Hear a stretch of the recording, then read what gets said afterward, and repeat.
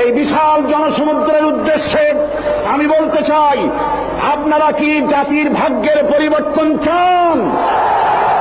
যদি তাই হয়, 4টি দলের 3টি দল দেখা হয়েছে, একটি দল দেখা হয় নাই, সেই দলটির নাম কি? এবারের এই মহান সুযোগে সেই জামাত ইসলামীকে এই সংসদের ভেতরে কথা বলার সুযোগ করে দিতে হবে। আল্লাহ রাব্বুল আলামিন তার কোরআনে কারীমের মধ্যে ইরশাদ করেছেন, ইন্নাল্লাহা লা ইউগাইয়িরু মা বিকওমিন হাত্তা ইউগাইয়িরু মা বিআনফুসিহিম। নিশ্চয়ই আল্লাহ পাক কোন জাতির ভাগ্য পরিবর্তন করেন না যতক্ষণ পর্যন্ত সেই জাতি তার ভাগ্য নিজেরাই পরিবর্তন করতে সচেষ্ট না হয়।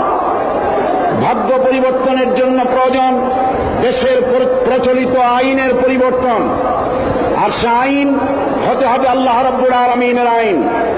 দেশ স্বাধীনের পর আমাদের এই মঞ্চের পেছনে যে সংসদ ভবন রয়েছে, এই সংসদ ভবনে যারাই এসেছেন তারা এই জনগণের ভাগ্য পরিবর্তনের কাজ, কেউ এই কাজে হাত দেননি।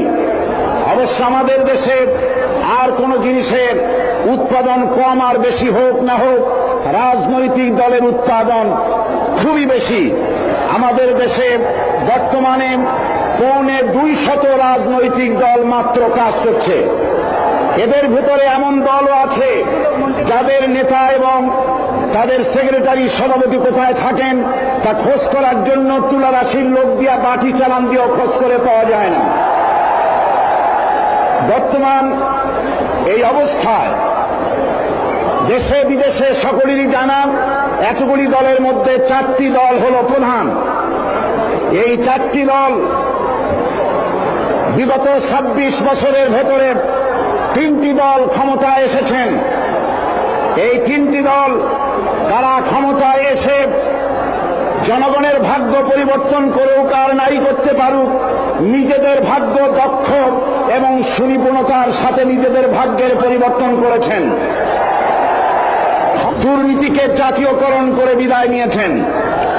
আরেকটি দল টানা 5 বছর ক্ষমতায় থেকে নাস্তিক্যবাদ, কাদিয়ানীদের দৌরত্ব, মুরতাদ, ভাদানি, ইসলাম বিরোধী এনজিও এবং বিপুল সংখ্যক খুনি, চাঁদাবাজ, মাস্তান, হাইজাকার, সন্ত্রাসী উপহার দিয়ে চরম জিল্লাতির সাথে মাত্র কদিন আগে বিদায় হয়েছে।